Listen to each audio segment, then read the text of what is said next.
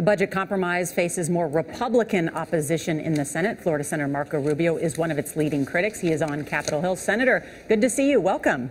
Good morning. Good morning. Let me ask you about Speaker Boehner's comments. I mean, he said the criticism is ridiculous. He blamed them for the shutdown and said they've lost all credibility. Do you agree or disagree? Well, look, I think outside groups have a right to express their views. There are outside groups on every issue, on both sides of every issue here. And I have respect for Speaker Boehner and respect for Chairman Ryan and the work they're trying to accomplish.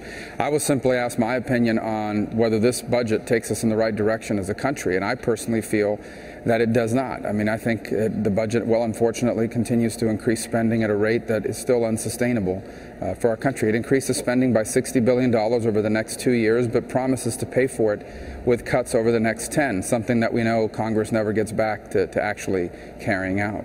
But what Speaker Boehner has said and others have said is that it's a first step in the right direction, and you've got to find common ground and you've got to find compromise, otherwise you'll have government shutdowns, which everybody loses.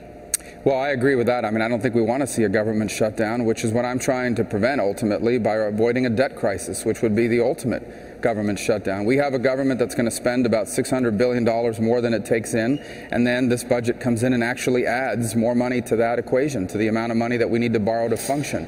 So I'm not sure that's a step in the right direction. I certainly appreciate the other things they've tried to accomplish as part of this budget process. And I know it's difficult to be negotiating with some of the people they have to negotiate with, who quite frankly don't seem to have any sense of urgency about the future fiscal health of the country. But we have a fundamental problem. We have a government that's spending money it doesn't have. Senator, I want to ask you about the criticism that you may be more beholden to these conservative groups than your own party, or in the interest of legislating. For instance, that if you look at the vote in the House yesterday, it had nearly equal Democratic and Republican votes.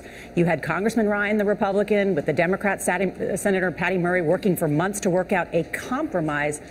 Shouldn't you be encouraging a rare outbreak of bipartisanship?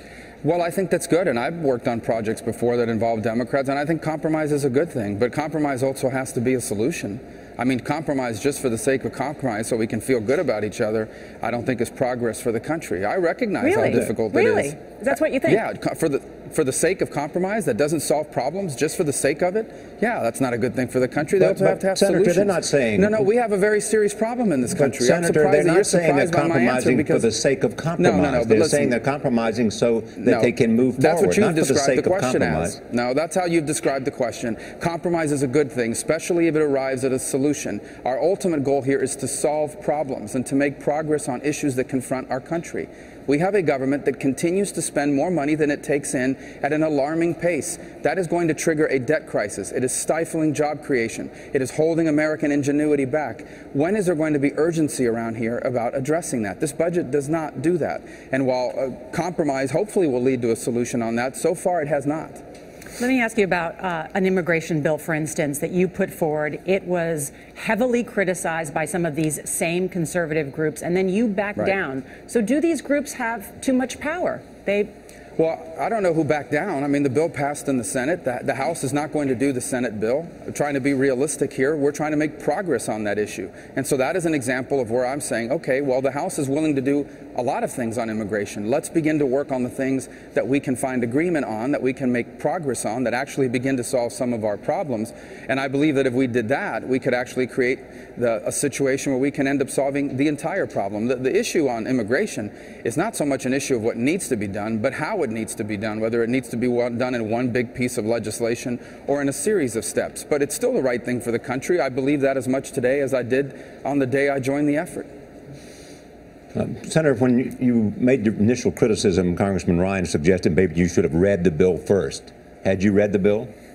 I knew full well all the details of the important parts that were in it. In fact, they had been leaked, days in advance. They had been leaked hours in advance. There was an understanding in this building, including from among our conferees, about what it included, and it had fundamental things we were well aware of. For example, that it broke the budget caps that Congress had imposed on itself just 2 years ago, and actually will increase the amount of money that we have to borrow.